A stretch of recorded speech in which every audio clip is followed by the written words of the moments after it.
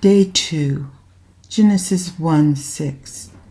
And God said, "Let there be a firmament in the midst of the waters, and let it divide the waters from the waters."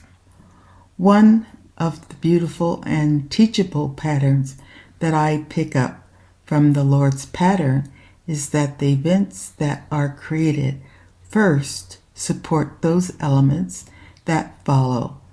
Genesis 1:7. And God made the firmament, and divided the waters which were under the firmament from the waters which were above the firmament. And it was so. I envision a beautiful atmosphere surrounded by water below and above, just by the Lord's speaking power.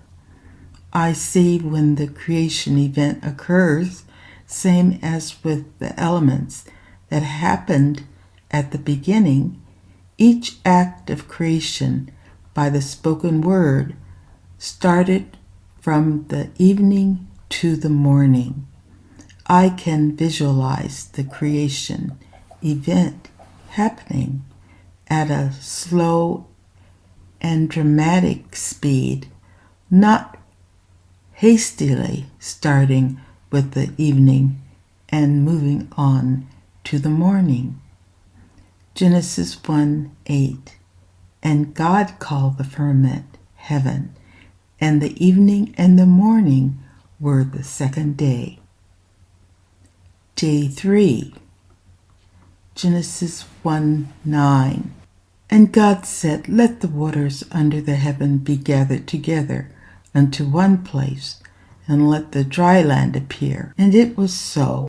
To me, what happened on the third day of creation would be so exciting to contemplate and watch as it happened, seeing the dry land appear from the spoken word, dry, but not dry in the context of the way we may think of dry land. Rich dry land appeared, ready for God's planting, putting in the land that which was produced from the mind of the Lord, of every imaginable shape, color, size, purpose, and texture. Genesis 1:10. And God called the dry land earth, and the gathering together of the waters called he seas. And God saw that it was good. Genesis 1:11. And God said, "Let the earth bring forth grass, the herb yielding seed, and the fruit tree yielding fruit after his kind, whose seed is in itself upon the earth." And it was so. Genesis 1:12.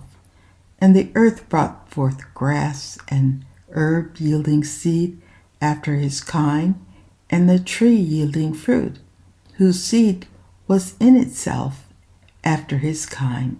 And God saw that it was good. It is especially a delight for me, as in every season around the home and elsewhere, I am enjoying viewing seeds after the same kind of plant they are of, along with some wildlife. Genesis 1:13.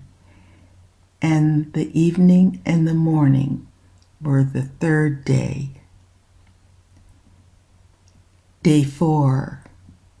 The events of the fourth day are as well a treat as I envision the moon, stars, and sun take their place in the universe as spoken. I enjoy imagining the word being spoken by the Lord and beginning with the moon and stars, delightful shapes, colors, and sounds become evident. Genesis 1:14. And God said, "Let there be lights in the firmament of the heaven to divide the day from the night, and let them be for signs, and for seasons, and for days and years."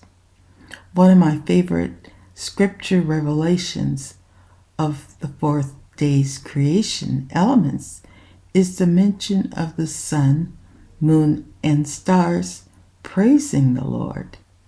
Genesis 1:15, and let them be for lights in the firmament of the heaven to give light upon the earth. And it was so. Genesis 1:16, and God made two great lights, the greater light to rule the day and the lesser light to rule the night. He made the stars also. Genesis 1:17, and God set them in the firmament of the heaven to give light upon the earth. Genesis 1:18, and to rule over the day and over the night, and to divide the light from the darkness. And God saw that it was good. Genesis 1:19, and the evening and the morning were the fourth day. The purpose of the day four elements, the time of their initial function, and the result of their presence was given by God.